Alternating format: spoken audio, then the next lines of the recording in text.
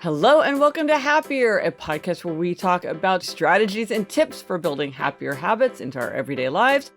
This week, we'll talk about why it's helpful to buy gifts early, and we will share many of our favorite gift ideas from ourselves and from listeners.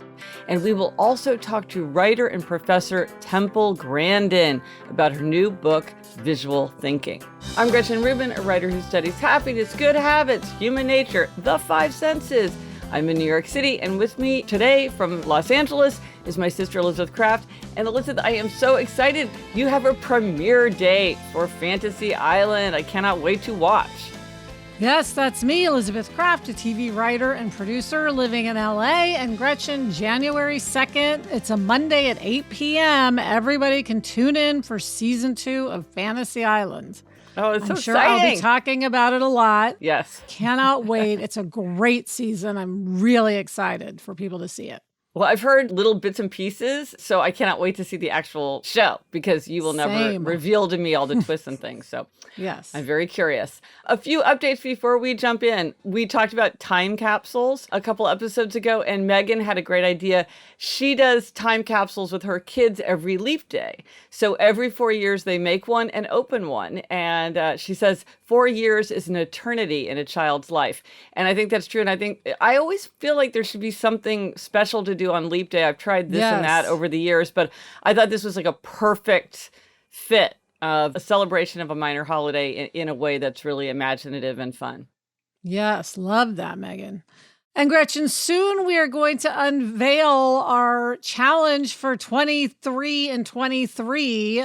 We've done read, we've done rest, we've done walk, and this will be something different in 23. Yeah, and so we're really curious to hear, what did you learn from Rest 22 and 22? We're coming up on the end of Rest 22 and 22. So what were the lessons learned? How did people interpret that? What did they do with that? Because we'll be talking about our own experiences with Rest 22 and 22. And then, yes, we have a great idea for 23 and 23. Very excited to unveil that. Yes. But the try this at home suggestion this week is to buy gifts early. And I mean, I don't think we have to say much about why this contributes to happiness because it just makes life easier. There are less crowds. There's less shortages. You can find what you want. You have peace of mind. You can take your time. You're not rushed. But to do that, you need ideas. And so we're just going to say buy gifts early. And now we're going to focus on what the heck might those be and throw out a bunch of suggestions. So these are some of our favorite ideas. Yes. So, Elizabeth, what are some of your favorite go-to ideas right now? Okay, one is BarkBox, which is, you know, as a new dog owner, I've discovered all things dog. And I gave this to both of my sisters-in-law. And it's, you send, it's every month or every other month, I think, something comes for the dog. Yeah. Toys, treats, that kind of thing. And they have loved it. I know you've received BarkBox and loved it. Yes. So it was just a huge hit and something everyone can enjoy. Watching a dog be happy is very joyful. No, I mean, with us, first of all, Barnaby now is very excited when any kind of brown cardboard box comes to the house. So it could be a little bit heartbreaking because he's always like, is this one for me? Yeah. He kind of stands next to the box until somebody makes it clear.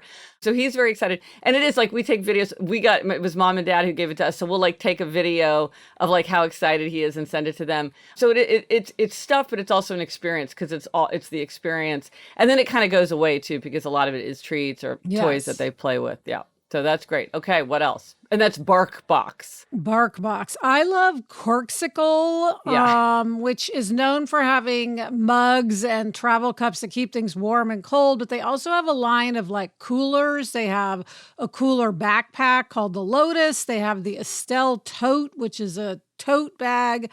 And they're just really pretty. I think we all find ourselves needing coolers of various types. And they're just really attractive, really well made, a little pricey. But if you need, Sarah and I wanted to get our lawyer and our agent something nice, we got Corksicle.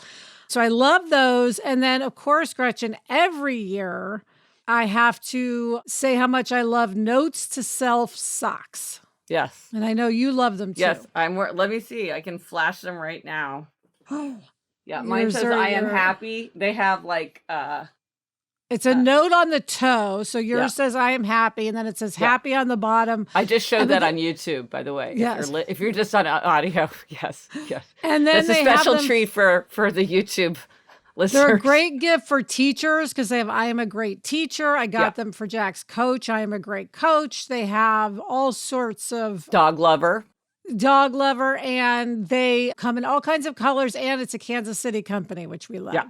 Yes. What about you, Gretchen? What are some of your favorite gifts? Okay. My new favorite gift is the John Darien sticker book. This isn't your page of stickers that you got in 4th grade for getting 100 on your spelling test.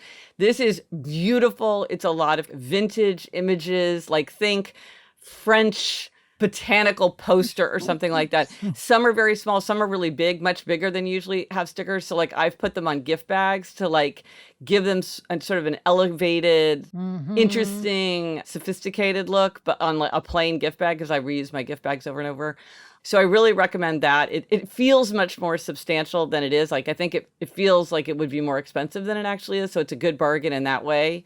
And I bought mine from the New York Public Library gift store. And I always think it's nice if you can buy something from a museum gift store or a botanical garden gift store where you're really supporting an institution that you value as well as just making a purchase. And so if you'd like to do that, you could buy it from the New York Public Library, but I think you can buy it elsewhere as well. And those are also drive-by hack. Those are often really good places to find unusual gift ideas. The Museum of Modern Art is famous. They have a freestanding gift store in Soho because they have so many great gifts and stuff to get. So that's that. And then the other one is, and this is a gift that's also a tradition if you're thinking about holiday traditions. So our mother started a tradition of giving a classic Christmas picture book every year as one of the gifts. And that there's so many wonderful, 'Twas the Night Before Christmas or Santa Mouse and, books like that. And if you want something really cool, I love pop-up books. And Robert Sabuda, who is the reigning king of pop-up books, has beautiful holiday pop-up books like the 12 Days of Christmas. And so that could be, you could just give a book if you're looking for a book, or if you want to start a tradition and then you have your holiday picture books. And that can be fun because it's we see these at holiday time, but they're not out all the time. And that's just fun. Yeah, I love taking out my collection of holiday books and putting them on the coffee table at Christmas, taking out the regular coffee table books and replacing with those. So or you can put them along a shelf and they're very visually interesting. Yeah, so it's fun. And so then we also got a bunch from listeners. Let's start in. Yes, this comes from Monica. She says super cubes, which is SOUPER cubes. These are great to add to the gift guide, but also a happiness hack. They are basically food storage in the form of a silicone ice cube tray available in 1 cup, 2 cup, etc. I use them for soups because I can store them in serving sizes and quickly pop them into a bowl or pot to defrost for a meal. As a happiness hack, I first read about these during chemo and made a couple of batches of soup so that I could easily store. So much better for organizing the freezer, too. 2, for friends with a new baby or have just moved or are experiencing illness, I make soups or buy my favorites at local restaurants and freeze them, giving them the soup plus super cube. 3, for times when we go to family dinners or friend dinners, think Thanksgiving or Christmas, and we know there will be an attempt to foist massive amounts of leftovers, I bring the super cube, explain that we have limited storage space, or I'm trying to do my part for the environment and only take home what fits. And Gretch, these are available at Williams-Sonoma, at Food 52. You could order them on Amazon. It's a great idea. Yeah. Pamela says, for a higher price point, because Elizabeth, as you said, sometimes you want something at kind of a higher price point, I recommend giving someone a gift voucher to Stitch Fix, which is a clothing website where you complete a profile about what styles you like and provide your measurements, and then you get a wardrobe capsule in the mail. I've done it a few times myself, and it's so much fun. The clothes and shoes are high quality, and they're all pieces that can be worn together. Everything is exchangeable and returnable. And she points out this is great if you don't know someone's size, because sometimes they love clothes, but you don't know their sizes. And this way you're giving them a gift, but then they're kind of making their choices themselves within a certain range. So I thought that was good. Yes, one of my favorite pairs of shoes I got through Stitch Fix. And jeans. Didn't you get a pair of Yes, jeans? yes, Yeah. jeans that I love. Marissa says Sweet Paws wearable puppy teethers are stylish silicone bracelets that double as chew toys so that you can always have one on hand to redirect a nippy puppy. Simply remove from the wrist when puppy is ready to play. Mm, Another yeah. dog related thing. Yeah, there you go. Karen says, during the pandemic, my mom and I began FaceTiming a lot more since we knew seeing each other in person was not going to happen for a while. We both love to do puzzles, especially wooden ones. For Christmas, I bought my mom a puzzle and my husband bought the same one for me.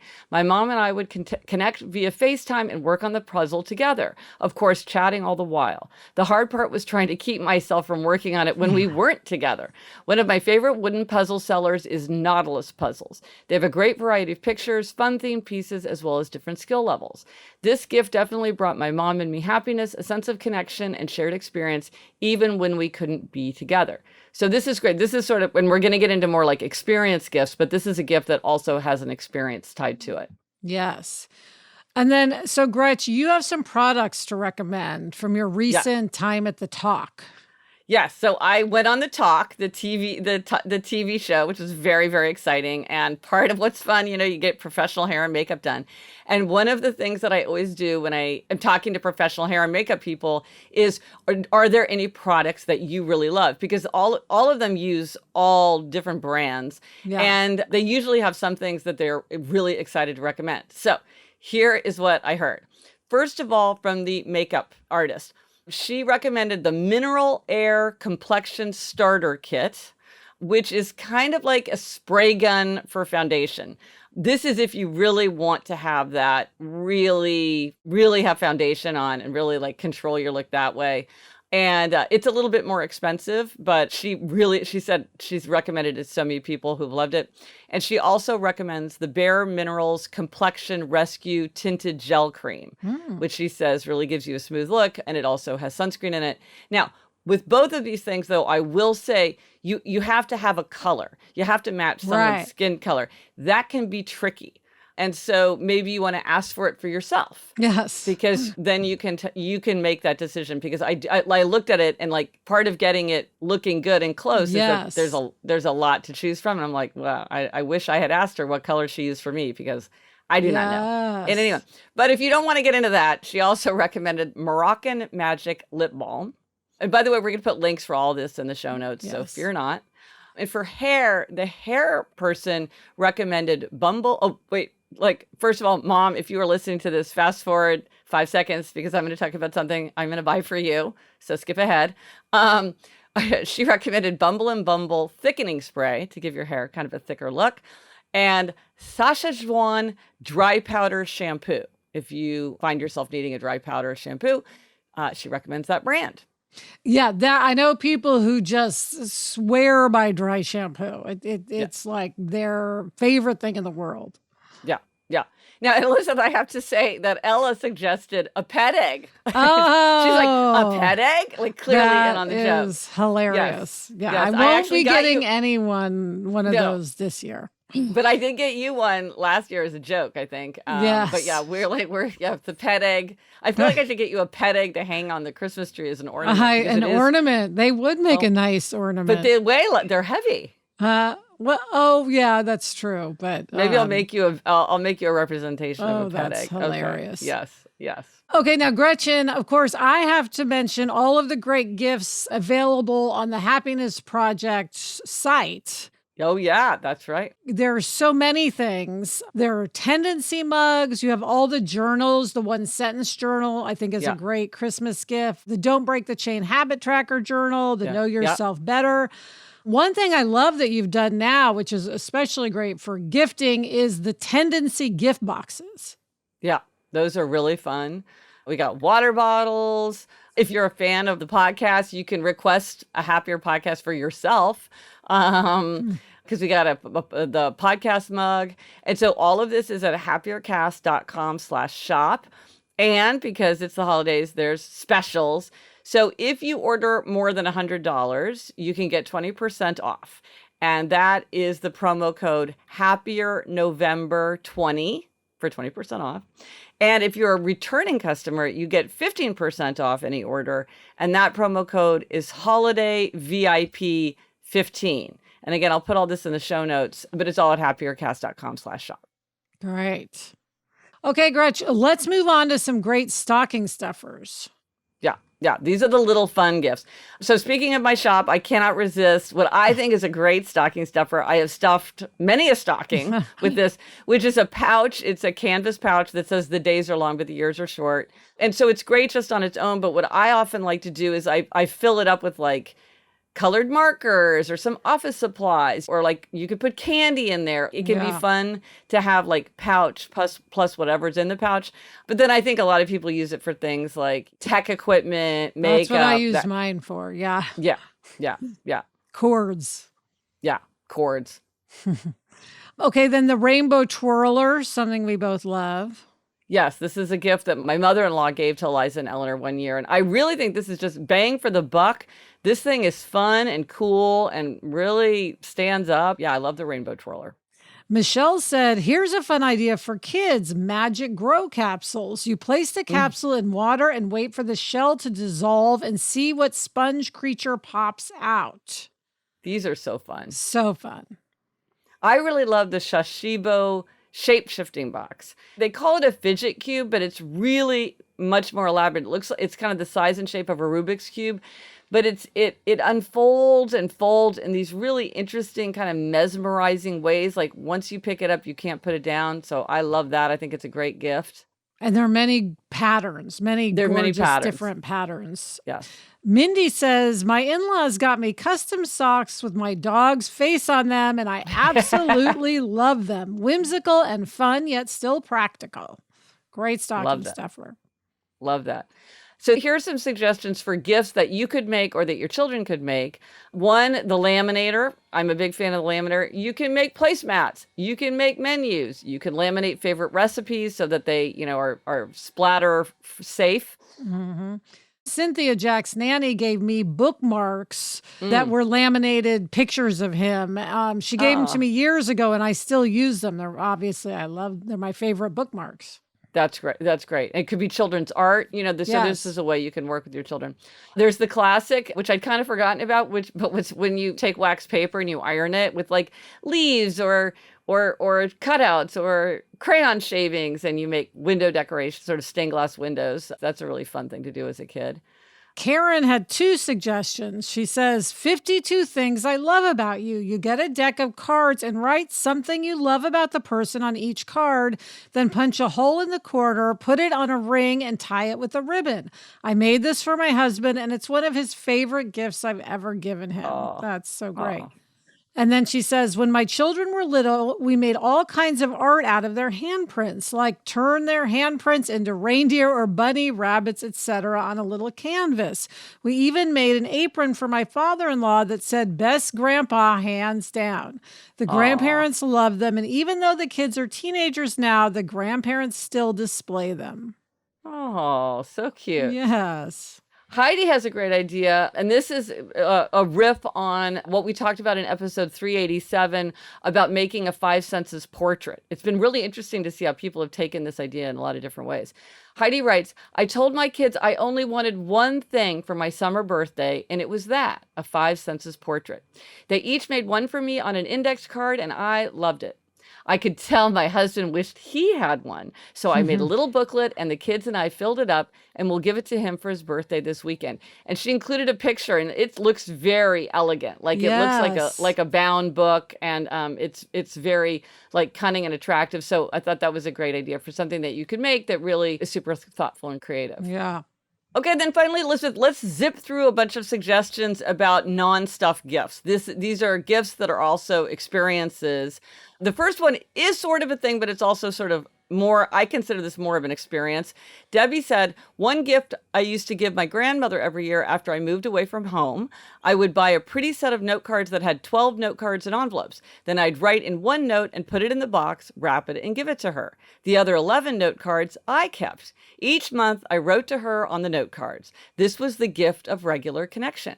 By the end of the year, she'd have the full set of note cards in the box. She loved this gift. I gave it several times, and after she died, I inherited all the sets of note cards. So it was indirectly a gift for me as well. Oh, that's a beautiful idea. Such a good idea. Of course, Gretchen, there's the gift of podcast. On your website, you can download a certificate and write down a podcast that you think someone would love and tie it with a ribbon and put it in their stocking or give it to them. Yeah. GretchenRubin.com/resource/gift-of-podcast. It will be in the show notes if you're not. Yes. Dana says, for families with smaller children, an annual membership to zoo, aquarium, children's museum, and such are great. That allows them to take multiple shorter trips with the kids versus feeling they have to stay long enough to get their money's worth from a single day admission. This saves a lot of meltdowns from exhausted kids. This is a great gift. Yes. And then the next one, Gretch, comes from our cousin Sarah. Yes, she our cousin. Yes. She says, I give my stepdad a dozen grapefruits from Pittman Davis in Texas. He loves it every year. We used to love getting the Topsy's popcorn canister from your mom and dad every year. Love the Topsy's popcorn. Yeah, our parents get you grapefruit. Yeah, it's a big part of our childhood. Marianne said, my kids got a Mama Day and a Papa Day each. They got to choose what to do. It was a huge success. One wanted cinema and fries, the other a trip to the forest and building a fire. The next wanted a day at a cool water slide park. They were so happy for the attention and alone time, which is rare in a family of 6. Great. Alicia says, one of my favorite gift ideas is charity on top gift cards. You buy a charity gift card for any amount and you immediately receive a tax-deductible receipt. You give the gift card to your friend, family, colleague, client, vendor, and they redeem it for a charity they care about. Not the charity you choose for them, but the charity they love. Yeah, I mean, this is great because you're allowing somebody to give to a cause. It's the right size. It doesn't create clutter. You can add it to another gift, like if you're giving them a fruit basket and you want to top it off, add a little something to it. You can customize the cards. So yeah, and it makes just the logistics of it easier to do something like this. Oh, but and it ties into something else, which is worth mentioning if you're giving gift cards. Research suggests that if you're giving gift cards, people prefer it if it's more general. Like it feels more thoughtful if you're like giving a gift card to a particular restaurant or a particular movie theater, but actually those tend to be used much less. Recipients prefer something that is just as close to like they can spend it any way they want. So as you're choosing a gift card, you might want to keep that in mind, that you want to give them the options to choose. Yes. And then Gretchen, if people want to give any of your books as a gift, you will provide a personalized book plate. That's right. If you're in the U.S. and Canada, because the mailing cost, it has to be U.S. and Canada, you can get it for yourself. You can give it to gifts. I'll do as many as you want within reason. Yeah, these are signed personal. You can say the name of the person and I'll personalize it and sign it. And you can put it in a copy of the book that you're getting for yourself or that you're getting somebody else. And that's GretchenRubin.com/resource/bookplate. Again, will all be in the show notes. Yes, and get those as soon as possible because it does take some time. This is very important. It takes a while for me to do these. Like, ask now because, go ahead and ask for those book plates, please. And Gretchen, we had asked people for great teacher gift ideas, and we got so many great ones. We're going to do them in another segment in an upcoming episode. And if you just love a gift guide, I don't know why they're so fascinating, but they just are. Elizabeth, in episode 287, you and Sarah had a lot of great gift ideas on the Happier in Hollywood podcast. So go to episode 287 if you want more ideas. Yes. So let us know if you do try this at home and how buying gifts early works for you. Check the show notes for all those links. Fear not, we will provide them. I'm going to do a whole article that's just all the suggestions and links to make it easy for everyone. You can go to Instagram, Twitter, Facebook, drop us an email at Gretchen@GretchenRubin.com, or as always, go to the show notes. This is happiercast.com/404. Okay, Gretch, coming up, we have a waiting in line hack, but first this break. Okay, it is time for this week's happiness hack. So a few episodes ago, we talked about the phenomenon of phubbing, which is phone snubbing, and how it's more annoying for you to be on your phone than you think. And we talked about research showing that people think they're better at multitasking than they actually are, which is definitely true. And Marika had an observation about this and about paying attention to what you're doing. Yes, she says, When waiting in lines to check out before you do anything else, Candy Crush, Elizabeth, make sure you have everything ready for your turn. I am always surprised and also frustrated at the number of people who have been standing in line, yet when it is their turn to check out, they then start rummaging to find their wallet or their coupon or their receipt for the return. So use the time in line to prepare. Pull up the online coupon, move your wallet to the top of your purse, and get out the card you are going to pay with. Also, I have seen people continue a phone conversation when checking out. This makes the line move slower for everyone else because you aren't giving your full attention to the cashier who may be asking you questions. Paper or plastic? Do you have any coupons? So be respectful to the cashier and other customers. Yes. This is another form of phubbing, which is you're not paying attention to the cashier, which is also disrespectful. Absolutely. And now it's time for an interview. We are so happy to be talking to Temple Grandin. Temple Grandin is a scientist, academic, writer, and animal behaviorist. She's a consultant to the livestock industry where she offers advice on animal behavior and is a faculty member in the College of Agricultural Sciences at Colorado State University. Also, Temple Grandin is one of the first autistic people to document the insights she gained from her personal experience of autism. She's an outspoken proponent of autism rights and the neurodiversity movement. In 2010, she was included in the Time 100, an annual list of the 100 most influential people in the world. She was also the subject of the Emmy and Golden Globe winning biopic Temple Grandin, where she was played by Claire Danes. Now she has a new book, Visual Thinking, The Hidden Gifts of People Who Think in Pictures, Patterns, and Abstractions. In it, she draws on cutting-edge research to explore the concept of visual thinking and to argue for why we need to recognize and nurture this approach. Hello, Temple. Hi, welcome. Hey. It's great to be here. We're so happy to get to talk to you today. Yes, we are so excited to talk about your new book. And you mentioned that this was something that helped you get through COVID. Yes, it was. And I had hours of time that I could spend on the internet researching the book. And I called up Betsy, my co-author, and I said, let's do a book. Because I was very concerned about skill loss, especially with visual thinkers like me that can't do higher math. And the thing that helped me get through COVID was to get up every morning, take a shower, get dressed for work every single day. That helped. And the other thing is, Betsy and I, working on this book, was different kinds of specialized minds working together. Because I'm an object visualizer who thinks completely in photorealistic pictures, which makes me good with animals, art, machinery design. And Betsy's a verbal thinker, much more linear. And so we fully understood our different complementary skills. I'd do the rough drafts, and then she would smooth them all out, do her magic on them. And I want to see the kids that are different get out and get really great careers. Well, in the book, it's called Visual Thinking, and in it you really explored this difference between verbal thinkers and then the visual thinkers. And then you of the visual thinkers, you described that there are two types. So you're the one type, and then there's the other type of visual thinker. And it's really helpful to think about how people really just have these different perspectives on the world. So explain a little bit more for people who are trying to understand, like, what is a visual thinker? Like, what kind of careers do they follow? What kind of things feel right to them? What kind of things come less easily to them? Well, first of all, I want to explain that a lot of people are mixtures. But then you get people like me who are extreme visual object visualizers. Everything I think about is a picture. I think about my trip last night. I'm seeing the place I ate at the airport. I'm seeing that. You see, things come up as specific pictures. And that's different from the visual, spatial, mathematical patterns. One type of visual thinker thinks in photorealistic pictures with specific examples of things. Another person thinks in patterns. And they tend to be good at music also. So let's look at careers. My kind of mind absolutely can't do algebra, but we're really good at things like inventing mechanically complex equipment.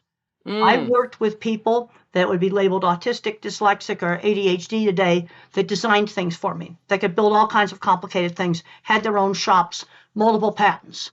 Now your visual spatial kind of thinker is going to do the more mathematical parts of engineering.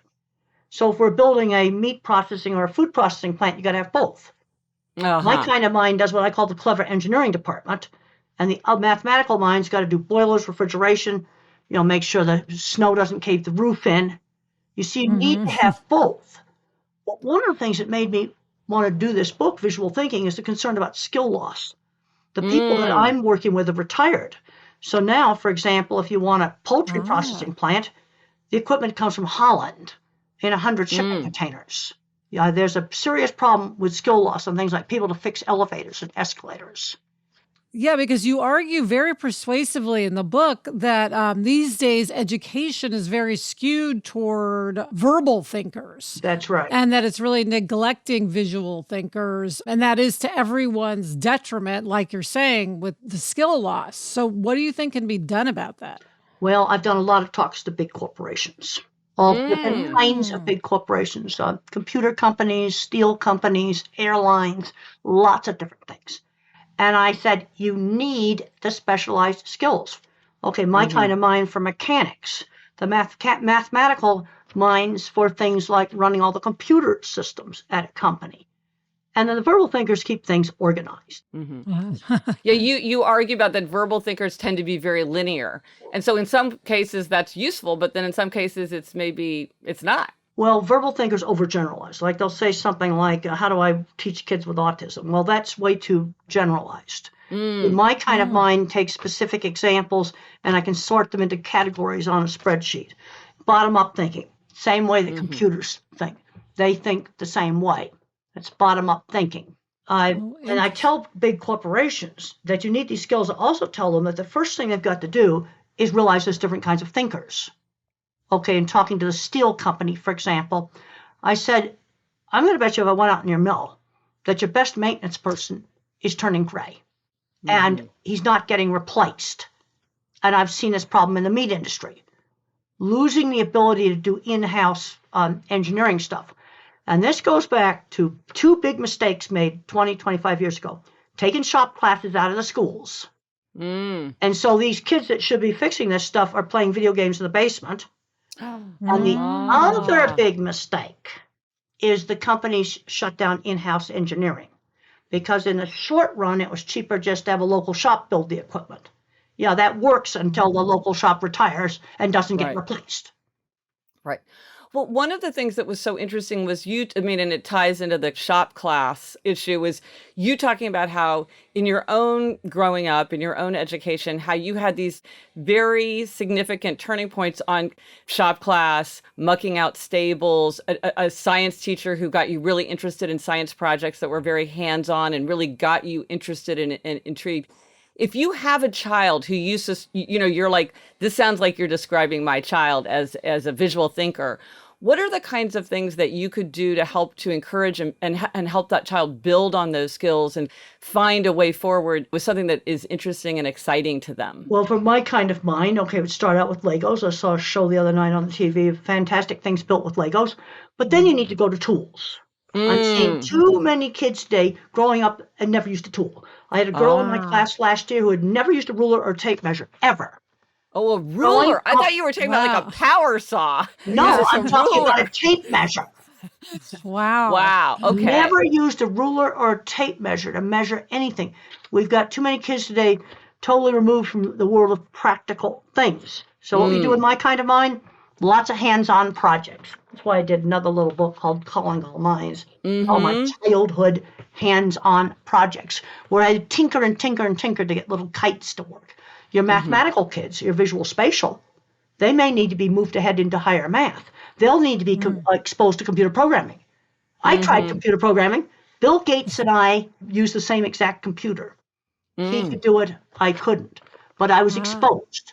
I'm a big believer in exposing kids to all kinds of different things, music, theater, computer programming, mathematical stuff, shop, cooking, sewing, kind of see what they gravitate towards. But that's what's interesting, like you talked about, because again, you were talking about how sewing was really helpful to you, or building sets for the drama department. Like there are many ways you can fit these skills into many different circumstances that might be interesting to you, but you're bringing your own special strength to it. Well, my favorite thing when I was in fourth grade was my Singer Sew Handy. toy sewing Oh. machine that actually sewed. You cranked it. And Ah. and I loved my singer So Handy. And I sewed crepe paper with it to make green tops for when the students had to dress up as carrots in the school play. Well, Temple, you mentioned that your co-author is a verbal thinker, and you work well together. But what are some of the common misunderstandings and problems that arise when visual thinkers and verbal thinkers don't understand each other's perspective? Well, the first thing is realizing that different kinds of thinking exist. Now, I'm very concerned that my kind of mind can't do higher abstract math.